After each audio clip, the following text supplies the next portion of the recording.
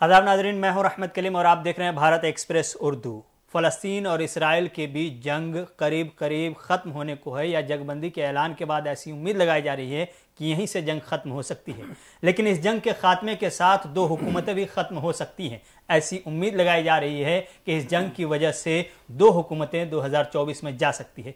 किन की हुकूमतें होंगी? जो ताज़ा तरीन सर्वे है, जो ओपिनियन पोल है, उन सर्वे से या उन पोल से जो तस्वीर सामने आ रही है उसमें सीधे तौर पर बाइडेन और बेंजामिन नेतन्याहू की कुर्सी जाती हुई नजर आ रही है। ताज़ा तरीन ओपिनियन पोल और सर्वे ने साफ कर दिया है कि बाइडेन और इसराइल के वज़ीर आज़म बेंजामिन नेतन्याहू दोनों के लिए 2024 का साल बहुत ही खतरनाक हो सकता है। दोनों की हुकूमतें जा सकती हैं। इसी पर बात करेंगे। डॉक्टर खालिद रजा खान हमारे साथ स्टूडियो मौजूद हैं, भारत एक्सप्रेस के उर्दू के एडिटर हैं। वो बताएंगे कि इस जंग की वजह से ही सिर्फ बाइडेन और बेंजामिन नेतन्याहू की कुर्सी जा सकती है, या फिर और भी सफारती सतह पे हो, या इससे पहले अफगानिस्तान का मामला हो, यूक्रेन रूस की जंग हो। इन तमाम हवालों से जो तस्वीरें बाइडेन को लेकर के आलमी सतह पर बन पाई है, या बेंजामिन नेतन्याहू ने जो इसराइल हमास जंग में किरदार निभाया है उसको लेकर जो तस्वीर बनी है, इसकी वजह से इन दोनों की कुर्सी जाएगी या इसके पीछे और कुछ है? डॉक्टर साहब, जो सर्वे ताज़ा तरीन आया है, एनबीसी की जानिब से जो सर्वे आया है, उसमें हम पहले बाइडेन के हवाले से बात करेंगे, फिर इसराइली वज़ीर आज़म पर आएंगे।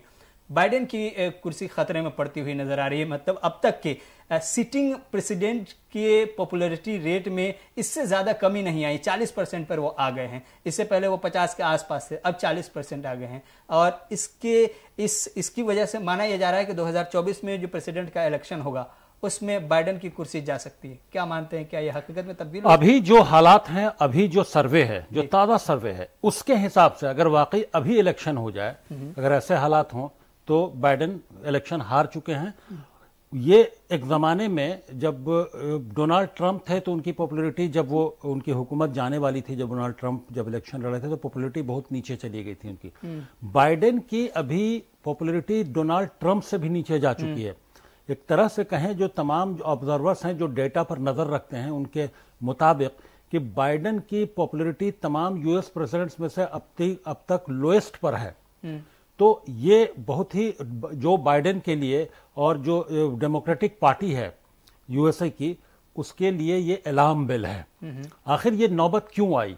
बहुत सारे आलमी वजूहात हो सकते हैं। यूक्रेन जंग भी एक थोड़ी सी एक वजह है, उसकी वजह से भी पॉपुलैरिटी ग्राफ थोड़ा नीचे आया था जो बाइडेन का। लेकिन यूक्रेन जंग के बाद इसराइल के हमले ने गजा के जो फिलिस्तीनी जो हैं उन मासूमों पर इस तरह से बेदरेग कत्लेआम, इसके बाद भी और तमाम दुनिया अपील करती रही और वो नहीं, इसराइल रुका और इसराइल के ऊपर से पुष्टपनाही करते रहे जो बाइडेन और उनकी हुकूमत। और सिर्फ पुष्टपनाही नहीं, मोरल सपोर्ट ही नहीं, बल्कि तमाम बिलियंस डॉलर्स का एड दिया जाने लगा इसराइल को। जंगी बेड़ा दो लाकर आसपास इसराइल की मदद के लिए खड़ा कर दिया गया। जितने लेटेस्ट हथियार हैं, एमुनिशंस हैं और तमाम तरह के हथियार और फ़िज़ाइया उनको मुहैया कराया गया, और तमाम इस तरह की चीज़ें जो हैं। और इन सब चीज़ों ने अमेरिका में अवाम, जो वहाँ की जो पब्लिक है, उसमें एक जो कत्लेआम को लेकर एक अजीब तरह की का हैजान पैदा कर दिया कि वो चूँकि वेस्ट में यह है कि वो सोसाइटी जैसी भी हो, ह्यूमन राइट्स को लेकर वो काफ़ी कॉन्शियस रहते हैं। तो ह्यूमन राइट्स वायलेशन जिस तरह से हो रहा था गजा में, वो आम लोगों को बर्दाश्त नहीं हुआ और वो यके बाद दिगरे तमाम मगरबी ममालिक में, इंक्लूडिंग अमेरिका, और तमाम जो लोग आम आवाम के साथ साथ वहाँ की जो ज्यूज कम्युनिटी है, वो भी लगातार प्रोटेस्ट कर रहे थे और लाखों की तादाद में लोग निकल रहे थे प्रोटेस्ट में। ऐसा नहीं कि चंद 100 और 1000 लोग, लाखों की तादाद में लोग, लंदन की सड़कों पर 10 लाख लोग निकल पड़े थे। तो ये इस बात का इशारा है कि गम और गुस्सा कितना है। अगर हम अफगानिस्तान में फौजी इनखला से देखें, वहाँ से लेकर के फिर सऊदी अरब के साथ तनाज़ा होना, उसके बाद फिर यूक्रेन का जंग होना, उसको हैंडल करना, उसके बाद फिर ये नया हमास के साथ जंग, इसको जिस तरह से मिस हैंडल किया है, इन तमाम चीज़ों में देखें तो इस इसराइल हमास के जंग से पहले तक की जो पॉपुलैरिटी रेट थी बाइडेन की, वो 50% के आसपास थी। लेकिन ایک مہینے کے اندر میں 40% کے آس پاس آئی. اس میں ڈیموکریٹ اور ریپبلکن دونوں کے ووٹر باضابطہ طور پر مانے جا رہے ہیں. کیا یہ مس ہینڈلنگ کی وجہ سے یا غزہ میں جس طرح کا خون خرابہ ہوا یا جس طرح سے اسرائیل کو سپورٹ کیا بائیڈن نے، ایک بائیڈن پہ پرو اسرائیل یا پرو زوز ایک ٹیگ لگا، اس کا اثر ہے جس کی وجہ سے لویسٹ ریٹ پہ تمام طرح سے جو اس کو مس ہینڈلنگ بھی کہیں گے، تمام جو ایشوز عالمی سطح پر رہے جس کا ذکر کیا ابھی آپ نے، وہ تمام کی مس ہینڈلنگ بھی رہی، اور تمام میں جو جس طرح سے انڈیسیسو نظر آیا، وہ جو یہ پولیٹیکل ول تھا وہ نظر نہیں آیا جو بائیڈن میں. اور اس کے علاوہ حد تو تب ہو گئی جب اسرائیل نے اس طرح سے بمباری شروع کی اور غزہ کے لوگوں کو تہس نہس کر دیا، عمارتوں کو لے کر پورے غزہ کے علاقے کو گرد و غبار میں تبدیل کر دیا. اتنی بڑی تعداد میں لوگوں کی جانیں جاتی گئیں اور لوگ دیکھتے رہے تماشا، تمام حکمراں. اس نے جو حساس عوام ہے امریکہ کی اس کو جگایا، اور یہ ایک بہت بڑی وجہ ہے. وہ پچھلے جو تمام واقعات ہیں، افغانستان کی بات کریں، یوکرین کی بات کریں، اور باقی جو عرب ممالک کے ساتھ تعلقات کی بات کریں، تو وہ ڈیمیج کنٹرول کے بہت سارے طریقے تھے ان کے پاس، لیکن یہاں پر ڈیمیج کنٹرول کا کوئی طریقہ نظر نہیں آتا ہے. عوام اس بات کو برداشت نہیں کر پا رہی، اور وہ جو جس سیز فائر کے مخالف تھے آج وہیں کی عوام نے باضابطہ طور پر ان کی حکومت فائر کرنے کا پلاننگ بنا لیا ہے. 24 میں جا سکتی ہے ان کی کرسی، بالکل جا سکتی ہے ان کی حکومت، قریب ہے الیکشن. بالکل، اب تو وہاں ایک طرح سے الیکشن کی تیاری شروع ہو چکی ہے، ڈیبیٹ وغیرہ شروع ہو چکے ہیں. لوگوں کے جو بھی پارٹیاں ڈیموکریٹس ہیں یا پھر ریپبلکنس ہیں، ان کے اندر انٹرنل کینڈیڈیٹس کے سلیکشن کا جو پروسیس ہے، جو انٹرنل ڈیبیٹ ہوتی ہے، وہ پروسیس آلریڈی شروع ہو چکا ہے. گویا 2024 بائیڈن کے لیے خطرناک ثابت ہو سکتا ہے. اب آتے ہیں بنجامن نیتن یاہو. ان کے اوپر تو ایک تو جوڈیشل ریفارم کا زبردستی جوڈیشل ریفارم کا الزام رہا ہے. اس سے پہلے اگر آپ دیکھیں تو 11 دنوں کا رمضان کے مہینے میں جس طرح کا حملہ ہوا، جس طرح سے قتل و غارت گری کی گئی غزہ میں، وہ تصویریں دیکھی. یہ جو ایک اسرائیل کی پہچان رہی ہے اب تک کے خفیہ ایجنسیوں کو لے کر کے، جو ایک طرح کا ہوا تھا، کہیں نہ کہیں اس پہچان کو اس بنجامن نیتن یاہو کی ناکامی کی وجہ سے چوٹ لگی ہے یا وہ پہچان ختم ہوئی ہے. یہ سب سے بڑی وجہ ہے، یا پھر اس کے علاوہ بھی کوئی اور وجہ ہے کہ وہ اس جنگ کو باضابطہ طور پر صحیح انداز میں نہیں لے جا سکے یا انجام تک نہیں پہنچا سکتے؟ یہ وجہ ہے. بنجامن نیتن یاہو پہلے سے ہی پچھلے 2-3 سالوں سے لگاتار ان پاپولر ہو چکے تھے. وہ بس جوڑ توڑ سے ان کی حکومت بچ رہی تھی. کئی بار 3 مرتبہ ایسا ہوا کہ بنجامن نیتن یاہو کی حکومت گئی، پھر جوڑ توڑ کر کے حکومت بنی. درمیان میں پھر وزیر اعظم بدلے، اس کے بعد پھر نیتن یاہو آ گئے. تو نیتن یاہو کا اندازہ لگایا سکتے نیتن یاہو کی حکومت کتنی اسٹیبل رہی ہے. اور حال کے دنوں میں جوڈیشل ریفارم نے تو نیتن یاہو کی پاپولیرٹی کو ایسا نیچے گرایا. نیتن یاہو اپنے آپ کو ڈکٹیٹر بنانے کی کوشش کر رہے تھے. جس طرح کا جوڈیشل ریفارم لایا تھا کہ سپریم کورٹ کو انہوں نے ایسا کر دیا، اس کے پاور کو، اس کی اتھارٹی کو جیسے نان ایگزسٹنٹ ہو. سپریم کورٹ کا کوئی وجود ہی نہیں ہے. اس طرح کا جوڈیشل ریفارم پارلیمنٹ کے ذریعے لا کے، تو یہ عوام میں بہت زیادہ غم و غصہ تھا، کیونکہ حکومت جب اس طرح کے اقدام کرتی ہے تو ایسا تب یہ اشارہ ہوتا ہے کہ حکومت یا جو پرائم منسٹر ہے یا جو بھی لیڈر آف دی گورنمنٹ ہے، جو ریپرزنٹیٹیو ہے گورنمنٹ کا، وہ اپنے آپ کو ڈکٹیٹر بنانے کی کوشش کر رہا ہے. تو یہ پاپولیرٹی گراف ان کے پہلے، اور لگاتار پروٹیسٹ ہو رہے تھے اس کے خلاف، بنجامن نیتن یاہو کے خلاف.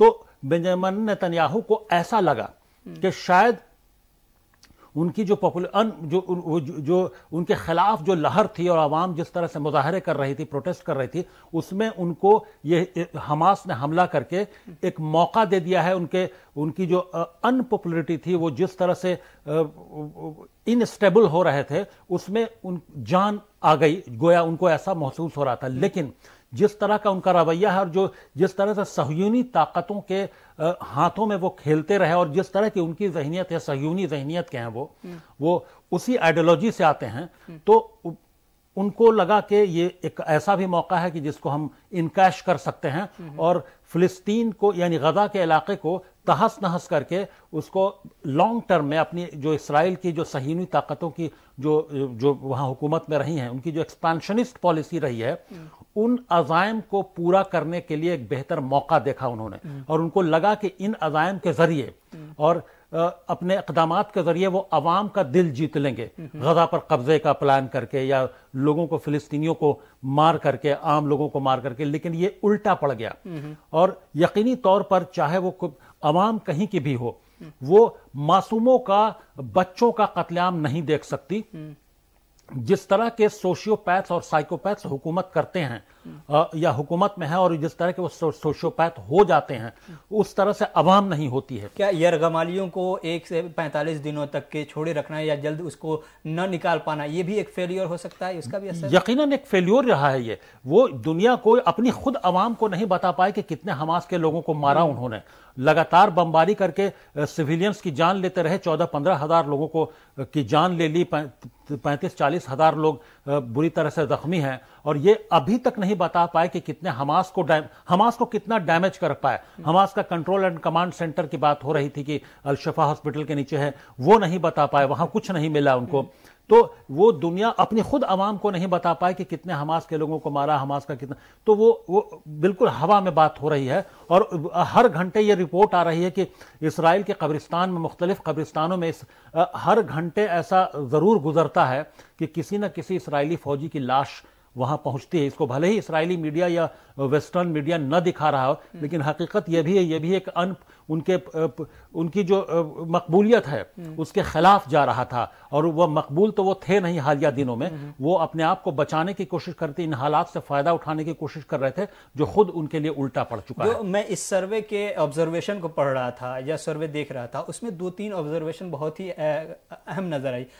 ایک تو یہ تھا کہ خود ان کے اپنی پارٹی کے اندر, لیکوڈ پارٹی کے اندر بھی لوگ ایسے ہیں جو باضابطہ طور پر ان کی قیادت کو پسند نہیں کر رہے ہیں.